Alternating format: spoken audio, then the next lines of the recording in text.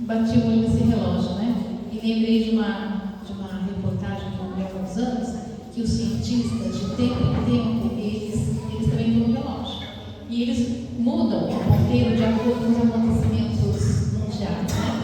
E engraçado, estava menos de 10 minutos da meia-noite. Eles não acreditam na volta de Jesus, mas o relógio cientista estava marcando menos de 10 minutos. Então imagina um relógio realmente só vemos comprovar que realmente Jesus está para voltar, né? Hoje a gente vai falar um pouquinho sobre o propósito de Deus na nossa vida, né? A hora está chegando e a gente precisa saber, né? Qual é o propósito? Vocês sabem qual é o propósito da vida de vocês? Então aqui a pergunta é: você já perguntou qual é o seu propósito nesse mundo? Como descobrir o seu propósito e entender o plano de Deus para a sua vida? Deus tem um plano para cada um de nós, isso é fato, né? Mas a gente precisa conhecer qual é o plano dele, que ele tem para nós. E eu gostaria que vocês abrissem em Efésios 1, 5 e 6, para a gente poder estudar um pouquinho sobre esse assunto. Vamos lá para Efésios 1, versículos 5 e 6. Eu vou ler, tá bom? Ele nos predestinou para sermos filhos de adoção por Jesus Cristo, para si mesmo, segundo o beneplácito de sua vontade, para o louvor da glória da sua graça, a qual nos deu gratuitamente no amado. Então, aqui nesse verso vem falando um propósito que Deus tem para a nossa vida. E qual é esse propósito? Ele nos predestinou para sermos filhos. Você já imaginou isso? Deus nos adotou como seus filhos. Ter um propósito, é claro, fundamental para uma vida plena e satisfatória. Deus tem um propósito para mim, mas Ele também tem um propósito para você. Agora, eu estou vivendo esse propósito? Será que eu estou? Essa é uma reflexão que cada um tem que fazer. Será que nós estamos vivendo o propósito de Deus para a nossa vida? Se a gente está falando que a hora está chegando, né? A gente precisa ter isso em mente, a gente precisa refletir sobre isso. Devido ao imenso amor de Deus que Ele entregou o seu Filho por nós, hoje todos temos a oportunidade de alcançar a vida eterna. Basta escolher seguir os caminhos do Senhor e fazer a sua vontade. É interessante que Deus predestinou todos. Todos são predestinados para a vida eterna em Cristo Jesus. Todos são predestinados para a salvação. Todos. Mas nós temos que fazer uma escolha, porque Deus nos deu também com livre-arbítrio. Então, qual é a escolha que nós vamos ter? Então, quando eu decido, eu quero servir, eu quero aceitar, nós também temos que fazer o quê? A vontade de Deus. É isso que nós temos que ter. Será que eu estou fazendo a vontade de Deus na minha vida? Será que eu estou fazendo? Além disso, sua vida possui um propósito único. Deus tem um plano especial para você. Você não está nesse mundo e nem nesse tempo por acaso. Deus tem um plano para a gente. Para cada um de nós. Vamos ler 1 João 3:1?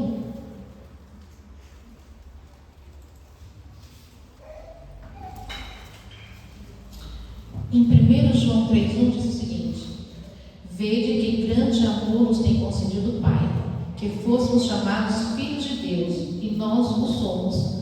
Por isso o mundo não nos conhece, porque não conheceu a Deus. Então aqui tem falando que Deus tem um grande amor por nós.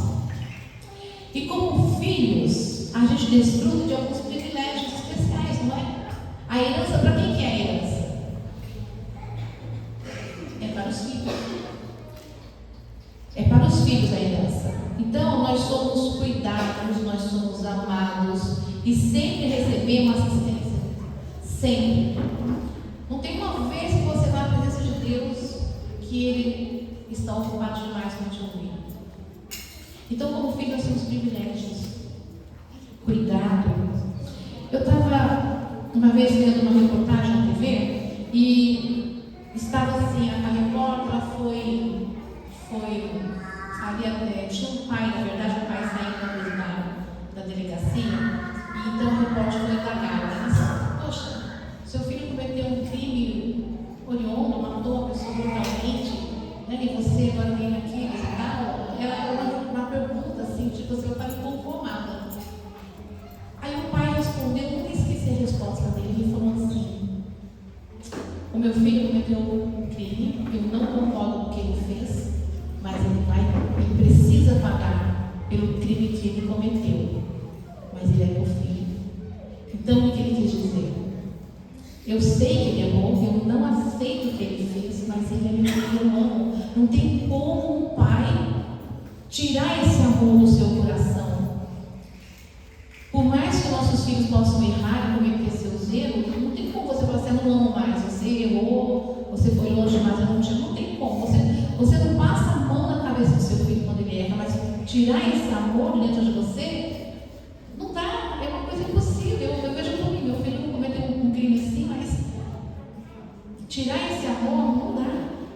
E a mesma coisa, gente, quantas vezes nós erramos, nós pecamos, nós somos ingratos, rebeldes diante do nosso Pai. E como é que Ele tem tratado você e a mim? Ele não passa a mão na nossa cabeça e fala assim: não, errou, tudo bem, é a primeira vez. Não. Deus, Ele é justo, mas mesmo não aceitando os nossos erros, não concordando com o que a gente faz de errado, o amor que Ele tem por mim, por você, continua o mesmo. Vamos abrir também João 15:15. Vamos ver João 15:15. O que ele tem para nos dizer nesse versículo?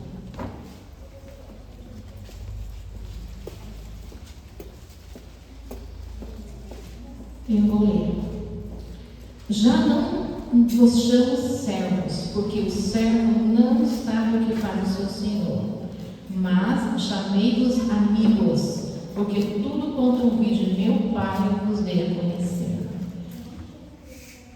Deus, Ele nos tem como filhos, Ele cuida da gente com amor, com carinho, às vezes nos repreende quando necessário, mas Ele também nos chama como amigos. Eu agradeço a Deus porque eu tenho bons amigos que eu posso confiar. E eu acredito que vocês também têm os amigos de vocês, a quem que você pode confiar. E como que é o relacionamento de vocês? Amigo é aquela pessoa que você troca segredo, experiência, conversa. Minhas amigas que vêm em casa, as amigas, elas não são visíveis. Elas entram no meu quarto, abrem a minha geladeira, porque elas são minhas amigas. Ela tem intimidade comigo, eu conheço a vida delas, elas conhecem a minha vida. Mas quando chega visita na minha casa, eu não levo para todos os cantos da casa.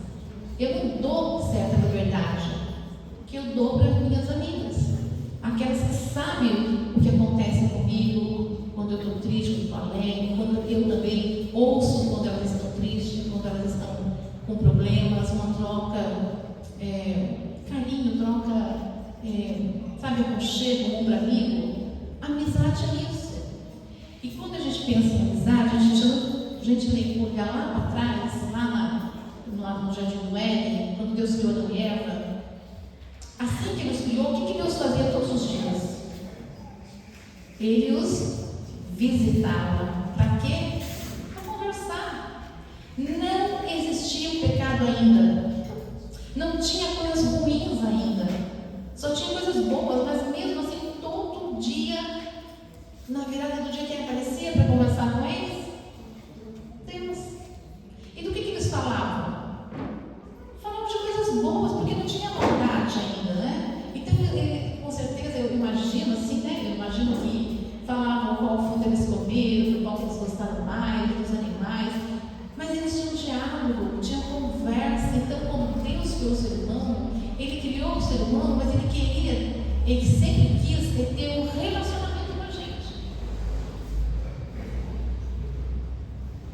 E isso é muito Porque embora hoje a gente não converse com Deus como Adão e Eva tiveram um privilégio, a gente ainda pode ouvir a voz dele de diversas maneiras. Ele ainda fala no nosso coração, ele ainda fala na nossa mente, a gente ouve a voz de Deus. E quanto mais intimidade nós aprendemos a ter com esse Deus, mais nós conseguimos ouvir a sua voz, ouvir o caminho que ele quer nos guiar. Em Provérbios 8, 17, se vocês quiserem ler, Provérbios 8, 17.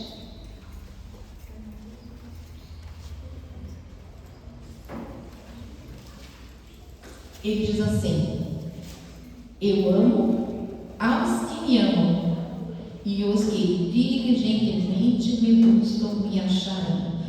O que Deus quer dizer com esse verso? Aqueles que o amam. Eu vejo isso como um convite. Eu preciso amar a Deus. E ele fala: convite é aqueles que me amam, eu os amarei. Então ele está nos convidando para amá-lo, para ter um relacionamento com ele. E ele fala: aqueles que me buscam me acharão. Então você tem que buscar, você tem que querer. É a mesma coisa dos meus amigos, minhas amigas. Eu busco a companhia delas, né? Então nós temos que buscar esse Deus. Aquele que busca não vai ficar sem resposta.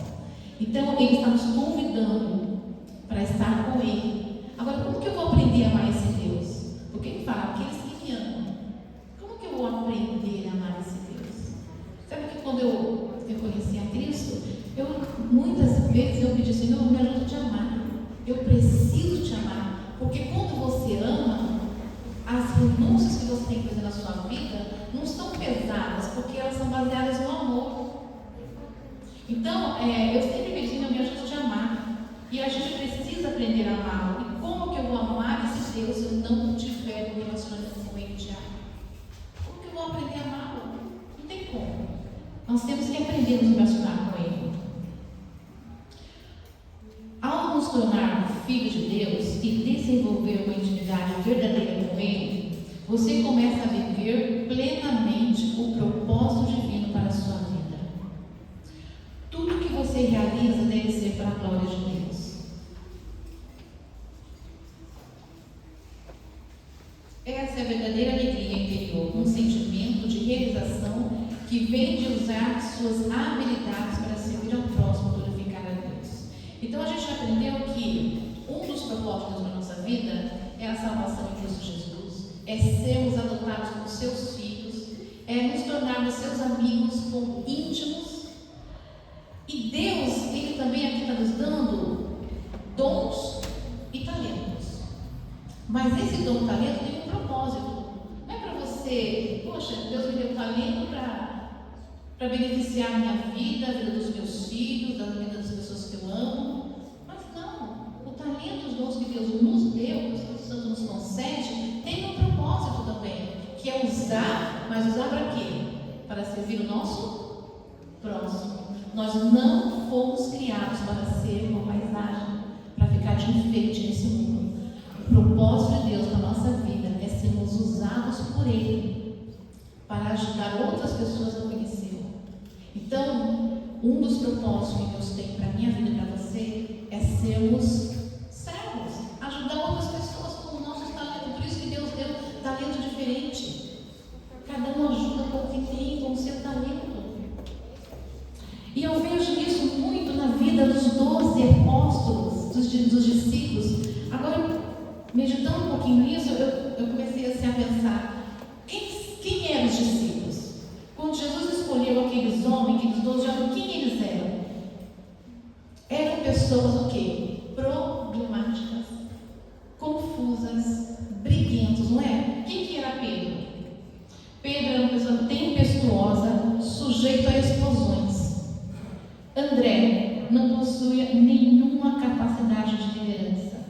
Tiago e João colocavam seus interesses pessoais acima de tudo. Um deles era cobrador de impostos. E pior, não era cobrar os impostos, era cobrar a mais, para se beneficiar, para ficar rico, para ter dinheiro. Então ele tinha o menor interesse no bem-estar do seu próximo. Então a gente, único, na verdade, que era mais talentoso, mais capacitado era Judas. Mas esses 12 homens complicados, era com eles que Jesus queria trabalhar. E eu vejo isso como a gente, nós aqui na igreja, quem que nós somos? Quem que eu sou? Quem que vocês são? Nós somos pessoas complicadas também, não somos? Quem aqui não tem um temperamento difícil? Não tem um hábito que precisa abandonar? Nós somos pessoas complicadas. Precisamos de Deus. Mas os discípulos, por mais complicados, frágeis, confusos que eles eram, eles aceitaram o convite de Cristo. Quando Jesus passou e falou assim: vinde a mim, o que eles fizeram? Eles aceitaram o convite e foram do jeito que eles estavam. E se eu estou aqui hoje, e você também, no sábado de manhã, é porque nós aceitamos o convite de Cristo. Senão a gente não estaria aqui no sábado de manhã de jeito nenhum. E assim como os discípulos que aceitamos o convite de Cristo, nós também somos pessoas complicadas. Nós somos difíceis de lidar no dia a dia. Quanta confusãozinha, né? A gente tem às vezes na igreja, no trabalho, na área de trabalho, na vizinhança. A gente tem problemas de relacionamentos, diversos problemas, porque somos difíceis. Mas somos nós que Deus chamou para trabalhar. É com a gente que Ele quer trabalhar. Mas a gente vê os 3 anos e meio da vida dos discípulos com Cristo. Eles andavam, comiam, bebiam, conversavam. E eu tenho certeza que Jesus tinha momentos especiais para cada um deles individualmente. E nesses 3 anos e meio, Jesus os chamou, e ali eles estavam o quê? Ensinando, conversando, mostrando para eles como é que era. E discípulo é a mesma coisa que aprendiz. Então aqueles homens foram chamados e Jesus estava trabalhando diariamente na vida deles, porque Jesus queria transformar aqueles 12 discípulos em 12 apóstolos. E qual é a diferença do apóstolo? O discípulo é o aprendiz, é aquele que aprende. O apóstolo é aquele que já amadureceu, e aquele que, na verdade, apóstolo é uma palavra grega que significa aquele que é enviado. Enviado para quê? Enviado para uma missão, como evangelistas, como plantadores de igreja, como pastores. Então, o apóstolo é aquele que já está preparado para a missão. E aqueles homens foram preparados para uma missão. E nós também estamos sendo preparados. Alguns já estão mais avançados, já estão evangelizando, uns cantam, como se mais cantou belamente, outros são professores de escola sabatina. Mas tem pessoas que também estão sendo despertadas para o trabalho. Talvez o estudo bíblico, tem pessoas que adoram fazer visitas, tem esse dom de chegar, de fazer amizade, de conquistar corações. Cada um tem o seu dom, o seu talento. E nós recebemos dons e talentos para ser usados por Deus, mesmo sendo pessoas difíceis, mesmo sendo pessoas que têm que ser trabalhadas por Cristo. E eu estou na igreja porque eu vejo que Deus trabalha na minha vida, vai mudando, a gente vai passando tempo, a gente vai amadurecendo. Então, eu quero dizer para você que todo apóstolo é um discípulo, mas nem todo discípulo é um apóstolo. E quando você olha para os 12, você vê quem? Judas. Judas andou com Jesus 3 anos e meio? Andou. Ele comeu, bebeu com Jesus, conversou com Jesus? Conversou. Mas ele se tornou um apóstolo? Ele foi um discípulo, mas ele não foi um apóstolo. E é aí que mora o perigo. Que isso não aconteça comigo e nem com você. Que nós possamos ser apóstolos, porque o apóstolo é um discípulo, mas que a gente não fique numa intimidade superficial com Cristo. Porque senão vai acontecer a mesma coisa, o mesmo que aconteceu com Judas, que passou 3 anos e meio andando ao lado de Cristo, frequentando a igreja, e no final ele se perdeu. Porque ele passou o quê? Uma intimidade superficial. E isso é o que não pode acontecer com a gente. Aqui no livro Caminho a Cristo, eu quero ler para vocês uma citação. Diz assim: olha como isso é importante. O homem pratica o maior dano e injustiça à sua própria alma quando pensa e age contrariamente à vontade de Deus. Gente, a gente se sabota, não é? Então, quando você pensa e age contrário à vontade de Deus, você está prejudicando a quem? A si mesmo. E diz mais: nenhuma felicidade legítima pode ser encontrada no caminho proibido por aquele que sabe o que é melhor e vela pelo bem de suas criaturas. E continua: o poder de escolha que Deus deu ao ser humano deve ser exercitado. Só precisamos compreender a verdadeira força da vontade.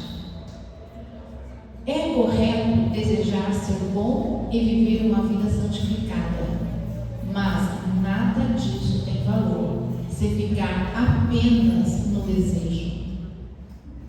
Muitos se perderão enquanto esperam e desejam ser cristãos. Eles não chegam ao ponto de entregar sua vontade a Deus. Entregando a vontade a Cristo, você se une com o poder que está acima dos outros. Então, o que aconteceu com Judas, que andou 3 anos e meio com Cristo e não conseguiu, ele não foi salvo, ele se perdeu. O que aconteceu? Judas, ele, aqui, como está escrito aqui que eu li, eu tirei, foi tirado do Caminho a Cristo, tá? Não são minhas palavras. Mas aqui está bem claro que que muitas pessoas têm como desejo de ser cristão, desejo de uma vida santificada. Judas também tinha esse desejo. Ele queria ser um cristão, por isso que ele estava ali acompanhando a Jesus durante os 3 anos e meio. Mas, ao mesmo tempo, ele tinha um apego às coisas materiais, um apego aos bens materiais. E ele não conseguiu entregar os seus desejos a Cristo. E Cristo, ele não força a entrada no coração de ninguém. Ele convida, não obriga. Então, Judas, ele foi convidado, mas ele não conseguiu. Ele não conseguiu se desprender das coisas do mundo, das coisas materiais. Ele queria mais os benefícios materiais do que estar ao lado de Cristo. E foi isso que o fez perder. Então eu vejo aqui que nós precisamos aprender olha, vou ler de novo. Precisamos compreender a verdadeira força da vontade. E precisamos entregar a nossa vontade a quem? A vontade de Deus. Eu queria que vocês leiam os últimos 2 versículos que eu vou ler, porque a gente vai falar um pouquinho sobre isso. Vamos em Mateus 28. Mateus 28 tem algo para nos dizer a esse respeito.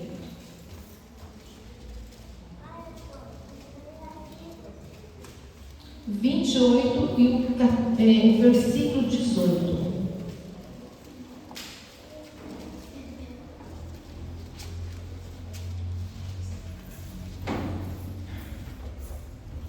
Posso ler?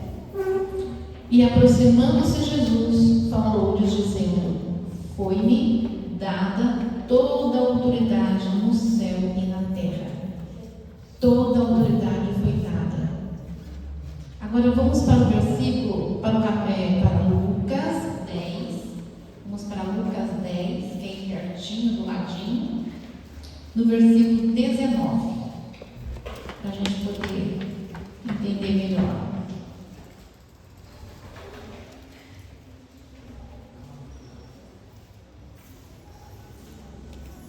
Eis que vos dei autoridade, olha, eis que vos dei autoridade para pisar serpentes e escorpiões e sobre todo o poder do inimigo, e nada vos dará dano algum. O que foi nos dado?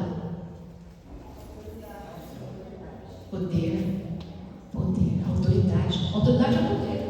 Foi nos dado poder. Mas para que foi nos dado poder?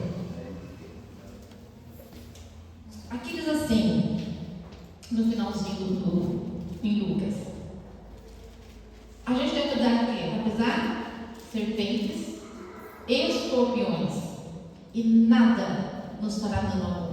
Então Deus nos deu poder para mim e deu poder para vocês. Mas para quê?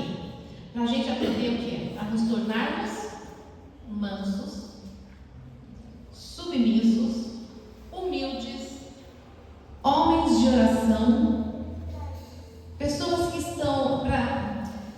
Ele nos deu autoridade para a gente tomar decisões ao lado dele, para entregar a nossa vontade nas mãos dele, porque é muito difícil.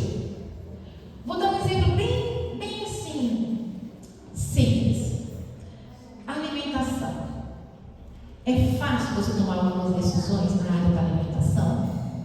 Gente, é muito difícil. Tem coisas que eu estou pedindo para Deus me ajudar a abandonar faz anos. Que luta! Mas nem isso aqui foi bom para mim. Preciso exercer mais.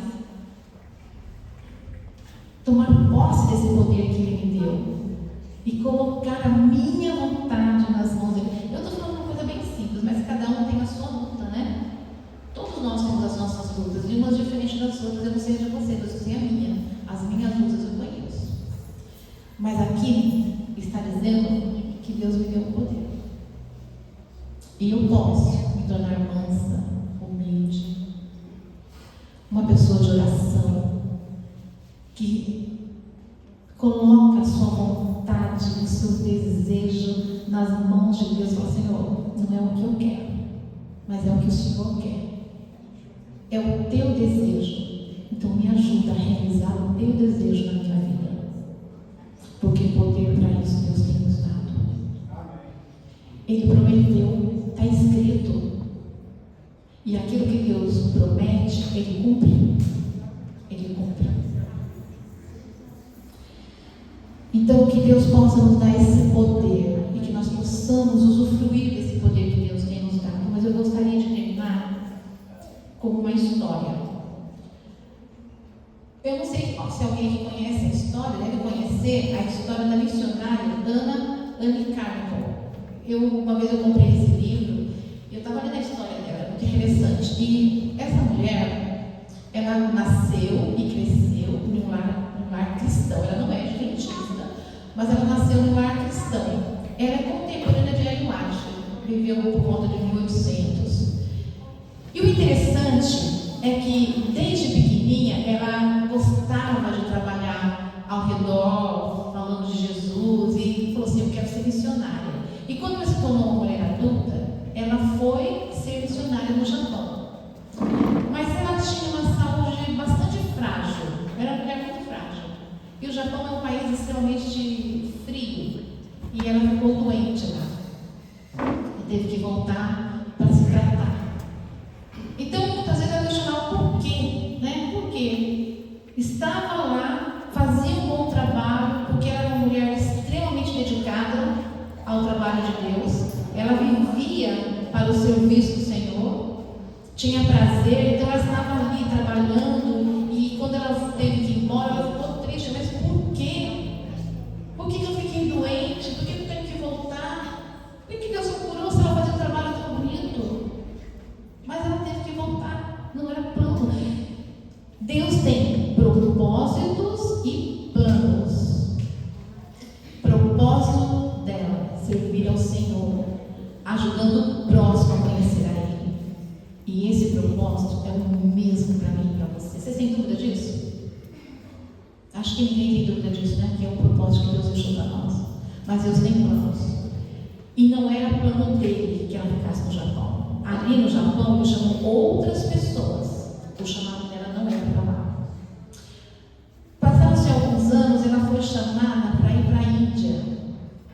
E lá na Índia, e a gente sabe que a Índia é uma cultura muito difícil, né? Imagina lá por volta de 1800. E eles tinham, na cultura indiana, algumas famílias levavam as suas meninas, suas filhas pequenas ainda, para o templo, e lá elas eram dedicadas ao templo. E quando elas chegavam lá, o que elas eram? Elas cresciam até a adolescência, e na adolescência eram dadas como prostitutas do templo. E nunca mais podiam sair da rua. Não podiam passear na rua, elas eram trancadas até o final dos seus dias, até a morte.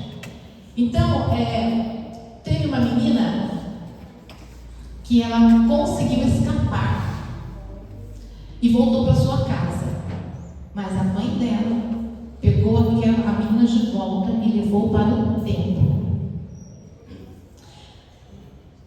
Antes disso, eu quero falar uma coisa. Anne, ela era loira, toda a sua família era loira de olho preto. O pai era loiro de olho azul, a mãe era loira de olho azul e todos os irmãos eram loiros de olho azul. Mas ela nasceu com os olhos castanhos. E a vida inteira ela falava: Senhor, eu quero que o Senhor me dê o olho azul. Ela não se conformava com o olho castanho dela. E quando ela chegou na Índia, ela viu que era uma barreira muito grande de cultura. Então o que ela fez? Ela se vestiu como uma indiana. E as indianas têm uns lenços no cabelo, né? Então, no começo, ela escondeu os cabelos loiros. E na pele, que era muito branquinha, ela passava algo que eu não sei o que era, mas para deixar a pele escura. Então, passava no rosto, no pescoço, nas mãos. E aonde aparecia, ela passava esse pó para deixar a pele escura. E foi aí que ela entendeu o porquê que somente ela nasceu com olho castanho. Como que ele ia fazer para esconder os olhos azuis? Porque naquela época não tinha lente de contato. Não tinha. Hoje ela resolveria esse problema, mas naquela época não. Então, aí ela entendeu. E ela fala isso no livro. Eu entendi quando eu cheguei na Índia, que eu tive que me vestir como uma indiana, esconder o cabelo loiro, passar um pó escuro para esconder minha pele branquinha. Eu entendi que o olho azul ia ser um grande estorvo. E ela entendeu que Deus tinha um propósito para ela. E aonde fez esse propósito? Na Índia. E quando ela chegou lá e aquela menininha fugiu pela segunda vez, para onde que ela foi? Para a casa onde estava vivendo a Anne Carmen. E ela se escondeu lá. Como naquela época a Índia era um país que quem mandava eram os britânicos, os indianos não puderam entrar lá dentro. Eles não tinham autoridade para entrar na casa de uma pessoa britânica. Não tinha. Então ali ela ficou protegida, a menininha. E essa notícia espalhou que tinham fugido uma menina que estava lá. Muitos indianos assim, tentaram acabar com a vida de Anne, mas não conseguiram, porque Deus não permitiu que tirassem sua vida. E muitas meninas começaram a fugir e foram para onde estava a Ana, e ela então conta que ela conseguiu, com doações, um grande orfanato, dentro da área onde os indianos não podiam entrar. E ali ela fez um grande orfanato e muitas meninas foram salvas, aquelas que conseguiram fugir, tiveram abrigo ali dentro. Então Deus tinha um plano para a vida daquela moça, e o plano dela era salvar meninas na Índia. Qual é o plano que Deus tem para você? Propósito nós sabemos que nós temos, né? Foi bem claro, certo? Todos nós conhecemos o propósito de Deus para a nossa vida. Salvação em Cristo Jesus. Sermos adotados como seus filhos, ter o privilégio de filho, ser amigo, ter intimidade com esse Deus e ter o propósito de levar a mensagem ao nosso redor, porque a hora se aproxima. Eu não posso dizer quando que Jesus vai voltar, mas o mundo está mostrando que nós já estamos perto, para a gente começar a pensar nesse assunto com mais carinho. Eu não sei se alguém aqui algum dia vai ter que viajar para lugares bem distantes para cumprir o plano de Deus. Pode ser que o plano de Deus seja na rua da minha casa, no meu bairro, na minha família, porque a minha família são poucos adventistas, muito poucos, a maioria não é. Aonde eu trabalho, onde ele está. Porque com essa história eu aprendi uma coisa, que nós devemos estar aonde Deus escolheu para mim. É lá que eu vou ser feliz, é lá que eu vou cumprir o plano de Deus para a minha vida, é aonde Ele escolheu para mim. Então que hoje, se alguém já sabe, tem muitas pessoas que já sabem qual é o plano de Deus para a sua vida, que continue nesse caminho. E aqueles que ainda não descobriram, converse com esse Deus, porque Ele tem um propósito e um plano único para você. Você não precisa ir para tão longe, mas se precisar, Ele te manda. Mas pode ser que você esteja ali, ao seu redor, e ali você precisa permitir ser usado por Deus. Mas nós temos uma escolha a fazer. O convite é para todos. Todos temos um propósito, todos temos um plano especial. Deus te ama como filho. A herança é sua. Agora você precisa escolher se você quer essa herança ou não. Que Deus possa trabalhar no seu coração e te mostrar quais são os planos que Ele tem para a sua vida. E que nós possamos usufruir desse poder maravilhoso que Deus prometeu nos dar para vencermos, seja uma falha de caráter, assim como a gente vê que Pedro, que era todo tempestuoso, depois se tornou como manso. A gente viu ali que aqueles que não tinham o menor talento para líder se tornaram líderes, entende? A gente vê que na vida deles houve uma transformação.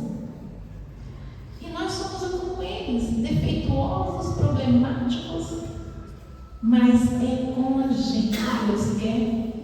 Ele nos quer para trabalhar na missão que Ele escolheu para cada um individualmente. Que Deus possa trabalhar na vida de vocês.